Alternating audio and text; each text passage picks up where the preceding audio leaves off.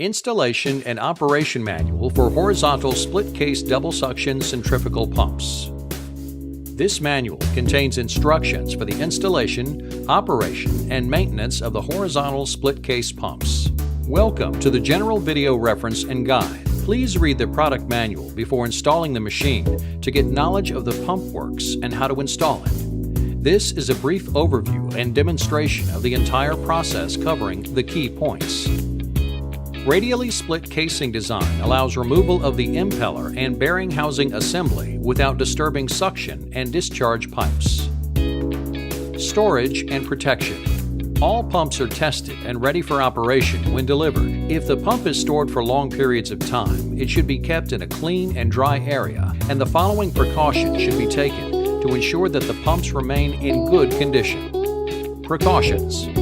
Be sure that the bearings are fully lubricated. Shaft should be rotated 10 to 15 revolutions by hand periodically to spread the lubricant over all the bearings. Suitable intervals are 1 to 3 months.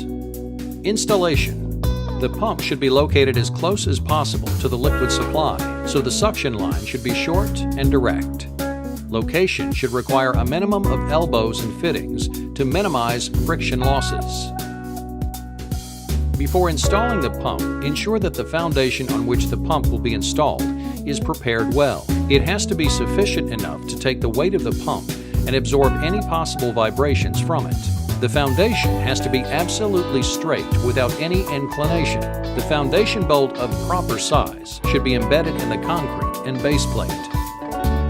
Piping associated with the pump must be supported independently of the pump and should never put any strain on the pump casing.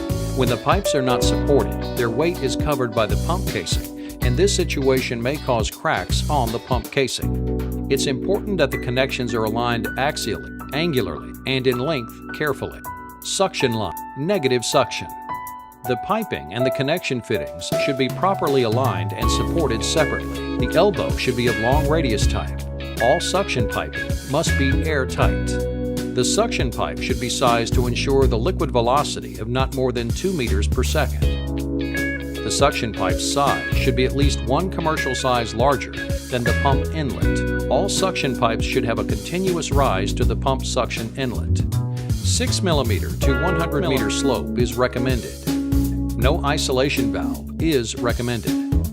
There should be a pressure tapping provided for installing a vacuum gauge in the suction line.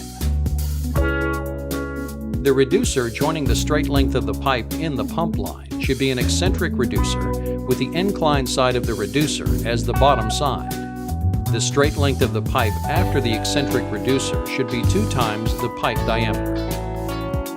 The suction strainer must be at least 4 times the suction pipe area, and the mesh size should screen out solid particles that would clog the impeller. The minimum depth of submergence of the strainer should be at least 4 times the pipe diameter measured from the upper row of holes strainer. The distance between the bottom of the strainer and the floor of the tank should be 2 times the pipe diameter. A short elbow should never be bolted directly to the pump's suction nozzle. The disturbance in the flow caused by the sharp bend causes noisy operation, loss in efficiency and capacity, and heavy end thrust.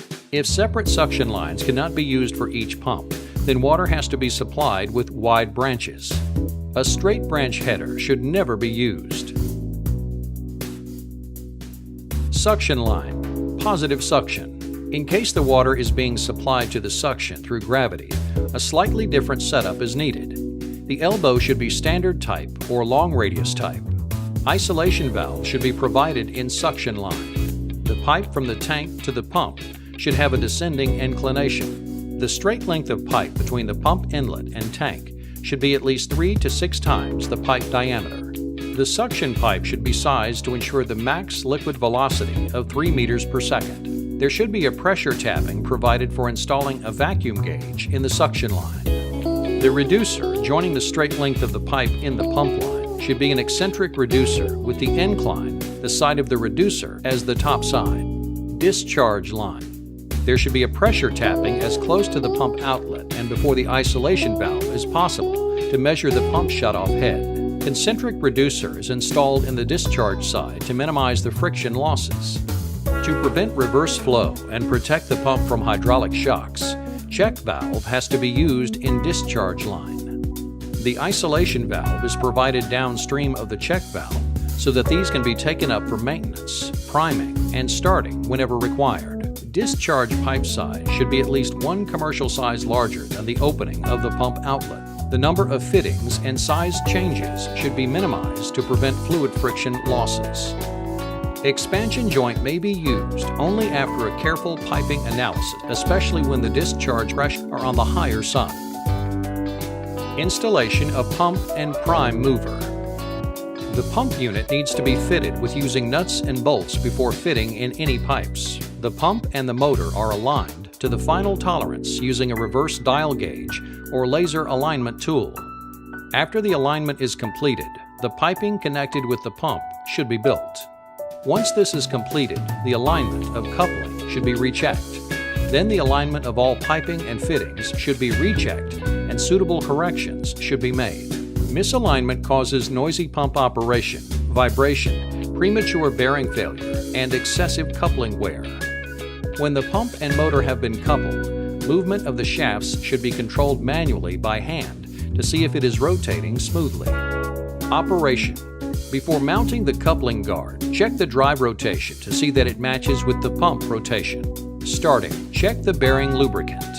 Open the valve in the suction line if fitted. Close the discharge valve. Prime the pump. Start driver. Open discharge valve slowly when the pump is up to speed. Shut down. Pump can be stopped with the discharge valve open without causing damage. However, in order to prevent water hammer effects, the discharge valve should be closed fast. Close the discharge valve. Stop driver. Close the valve in suction line if fitted. If any danger exists, drain the pump completely. For further information, you can email your questions to info@mazgroup.com.